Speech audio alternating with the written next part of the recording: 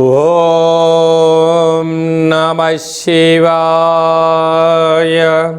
ఓం నమో నారాయణాయ.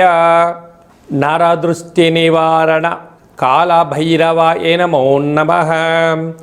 ఓం గణానాం త్వా గణపతిగుం అవామహే కవిం కవీనాముపవస్రవస్తవం జ్యేష్ఠరాజం బ్రహ్మణస్వత ఆన శృణ్వన్నోతిభిస్సేదసాదనగుం శ్రీ మహాగణాధిపతయే నమః. హరి ఓం. మా ఛానల్కి స్వాగతం. చూస్తున్న వీక్షకులకు ప్రేక్షకులకు ప్రియ కాళభైరవ భగవద్బంధులకి స్వాగతం పలుకుతూ మమ్మల్ని ఎంతగానో ఆదరిస్తూ ఉండబడినటువంటి ప్రియ సోదర సోదరీమణులకు అందరికీ కూడా శ్రీ పరాభవనామ సంవత్సర తెలుగు ఉగాది పండగ శుభాకాంక్షలు. తెలుగు ఉగాది పండగ సంవత్సరాంతము కూడా అందరికీ శుభాన్ని, జయాన్ని, ఐశ్వర్యాన్ని, ఆనందాన్ని, ఆరోగ్యాన్ని ప్రసాదించాలని మనం కూడా మనసారా కోరుకుందాం. 16/3/2026 నుండి 31/3/2026 వరకు పుట్టినటువంటి వారందరూ కూడా ముందస్తుగా జన్మదిన శుభాకాంక్షలు. గతంలో వివాహం చేసుకున్న వారికి వివాహ వార్షికోత్సవ శుభాకాంక్షలు. ద్వాదశ రాశుల్లో గ్రహ గమనాలు వీక్షింపచేద్దాం. మిథున రాశిలో దేవగురు బృహస్పతి సంచార స్థితి, సింహరాశిలో కేతు సంచార స్థితి, కుంభరాశిలో కుజ బుధ రాహు సంచార స్థితి, మీనరాశిలో ఏడాది తర్వాత రవి భగవానుడు శని భగవానుడితో కలిపి శుక్ర సంచార స్థితితో ద్వాదశ రాశుల్లో గ్రహ గమనాలు ఈ విధంగా ఉన్నాయి.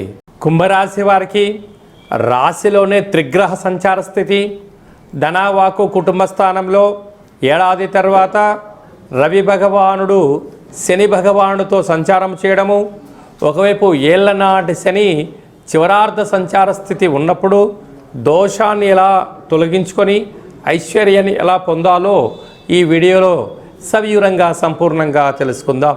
కుంభరాశిలో ఏ నక్షత్రాలు వస్తాయనగా ధనిష్ఠా నక్షత్రంలోని 3వ పాదం, 4వ పాదం, శతభిష నక్షత్రంలోని 4 పాదాలు, పూర్వాభాద్ర నక్షత్రంలోని 1, 2, 3 పాదములు కలిపితే కుంభరాశి. రాశాధిపతి శని భగవానుడు. రాశిలోనే రుణరోగ శత్రుకారకుడు కుజుడు సంచారం చేయడము, ఒకవైపు కుజదోషం.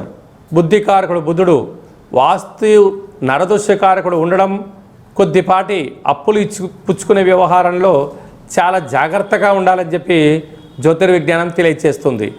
ఏడాది తర్వాత మీనరాశిలో ఆత్మకారకుడు రవి, కళత్రతకారకుడు శుక్రుడు, ఆయుకారకుడు శని భగవానుడితో కలిపి ధన స్థితిలో సంచార స్థితిలో ఉన్నప్పుడు అప్పులు ఇచ్చి పుచ్చుకోవడానికి చాలా జాగ్రత్తగా ఉండాలి. కనుక సంవత్సరంలో చివరి ఆదివారము, మంగళవారము, శనివారము, సంవత్సర ప్రారంభకాల సమయంలో ఆదివారము, మంగళవారం, శనివారము దూరవాయు జల ప్రయాణాలు పెట్టుకోకపోవడం ఉత్తమోత్తమం. అలాగే అమావాస్య తిథి యందున, అష్టమి తిథి యందున దేవతారాధన తప్పనిసరి. తప్పక కాళభైరవ స్వామి యొక్క స్మరణ, కూష్పణ దీపం అవసరం. అలాగే ప్రతిరోజు సూర్యారాధన, సూర్య నమస్కారాలు, గోమాతకు ఆహారాన్ని ఏర్పాటు చేయగలిగినట్లయితే సకల దోషం తొలగి ఐశ్వర్యం కలుగుతుందని చెప్పి కూడా గమనించాలి.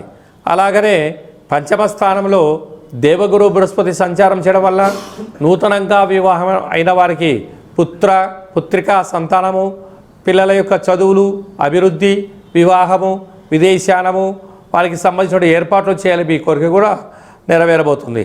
సప్తమ స్థానంలో కేతు సంచార స్థితి ఉన్నప్పుడు సకలమైనటువంటి విద్యలో, ఉద్యోగంలో మార్పులు, గృహ మార్పు, స్థల మార్పు ఉండే పరిస్థితి ఉంటుంది. ప్రేమికులు చాలా జాగ్రత్తగా ఉండాలి. భార్యాభర్తల మధ్య అన్యోన్యత అవసరం. ఏదైనా పనులు చేసేటప్పుడు 1-4 సార్లు ఆలోచించి చేయాలని చెప్పి జ్యోతిర్విజ్ఞానం కూడా తెలియచేస్తుంది. అలాగా నూనెల వ్యాపారాలు, హోటల్ వ్యాపారస్తులు, నీటి వ్యాపారస్తులు, రియల్ ఎస్టేట్ వ్యాపారస్తులు, అలాగనే మార్కెటింగ్ రంగంలో ఉండబడిన వారు, ఎక్స్పోర్ట్స్ ఇంపోర్ట్ చేసే బిజినెస్ చేసేవారు ఓర్పు, నేర్పు, సహనం, సత్ప్రవర్తన, ధర్మ మార్గమే మీకు శ్రీరామ రక్ష అని చెప్పి గమనించి తీరాలి.